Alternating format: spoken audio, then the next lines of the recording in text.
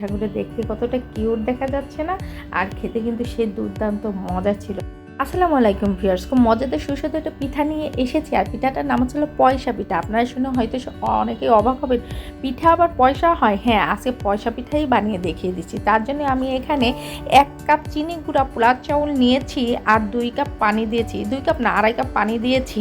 আমি এই চাউলটাকে জাস্ট বলক ওঠা পর্যন্ত একটু অপেক্ষা করব। দেখেন বলক অলরেডি উঠে গেছে। এখন আমি জালটাকে বন্ধ করে দিচ্ছি, বন্ধ করে ঢেকে জাস্ট 5 মিনিটে রাখবো।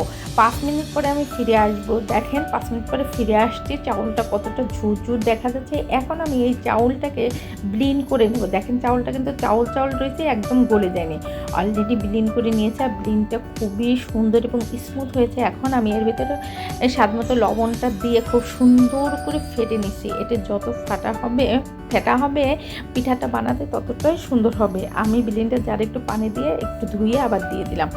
তো আমি 10 মিনিটের জন্য বেটারটাকে সাইড করে রেখে দিয়েছি। এখন দুধটাকে জাল করে নিচ্ছি। আমি দুধের ভিতরে 3 প্রকার গরম মশলা নিয়েছি। এখন খেজুরের গুড়টা দিয়ে দিলাম। আমার এই খেজুরের গুড়টা খুবই ভালো মানের খেজুরের গুড়, এটা আমাদের নিজেদের তৈরি গুড়। তো সেক্ষেত্রে এই গুড়টা খুবই ভালো, সরাসরি দুধের ভিতর দিলে পরে আর দুধটা ফেটে যায় না। গুড়টা গলা পর্যন্ত অপেক্ষা করব। আর দুধের মধ্যে দেখেন গুড়টা মিশে কত সুন্দর একটা কালার হয়ে আসছে। আর অলরেডি গুড়টা কিন্তু দুধের সাথে মিশে গিয়েছে। দুধটা দেখেন কত সুন্দর বলক এসে গেছে। দুধটাকে একটা সাইডে রেখে আমি পিঠা বানানোর জন্য চলে যাচ্ছি।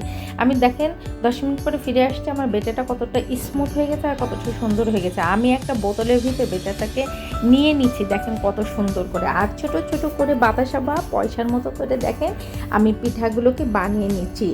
এইভাবে বানালে আপনারা চাইলে চামচ দিয়েও বানাতে পারেন, তাতে কোনো সমস্যা নেই। বোতলের মধ্যে দিয়ে বানালেও খুব সুন্দর সুন্দর কিউট পিঠা হচ্ছে। দেখেন জাস্ট 1 মিনিটের জন্য ঢেকে দিলাম। 1 মিনিট পরে ফিরে আসছে, দেখেন পিঠাগুলো কত সুন্দর হয়েছে। পিঠাটা কিন্তু ওই পাশটা দেখেন একই রয়েছে, এই পাশটাও কিন্তু একই রয়েছে, কোনো পাশে কিন্তু পুড়ে যায়নি।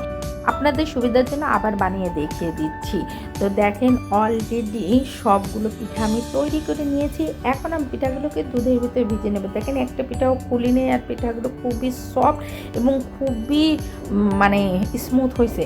এখন আমি দুধের মধ্যে পিঠাটাকে ভিজানোর জন্য আমি চুলায় দেখেন আবার দুধটাকে গরম করে নিয়েছি। এখন পিঠাগুলোকে দিয়ে দিচ্ছি।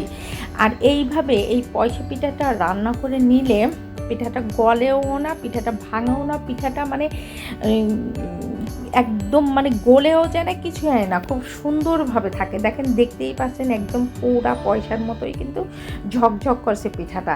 অলরেডি দেখেন আমার পিঠাটা রান্না করা হয়ে গিয়েছে। আমি পিঠাটাকে রেস্টে রেখে দিয়েছিলাম। এখন ঠান্ডা হয়ে যাওয়ার পরে আমি ফিরে আসছি। এখন আমি একটা বাটিতে পরিবেশন করে নিচ্ছি। দেখেন পিঠাগুলো দেখতে কতটা কিউট দেখা যাচ্ছে না, আর খেতে কিন্তু সে দুর্দান্ত মজা ছিল। তো বাসায় জাস্ট সহজ পদ্ধতিতে বানিয়ে নেবেন, তাহলে কিন্তু পিঠাটা খেতে খুবই মজার লাগবে। তো আপনারা যদি আমার চ্যানেলে নতুন হয়ে থাকেন অবশ্যই আমাকে সাবস্ক্রাইব করে পাশে থাকুন। ফেসবুক থেকে দেখে থাকলে লাইক কমেন্ট বেশি বেশি করে শেয়ার করে দিবেন।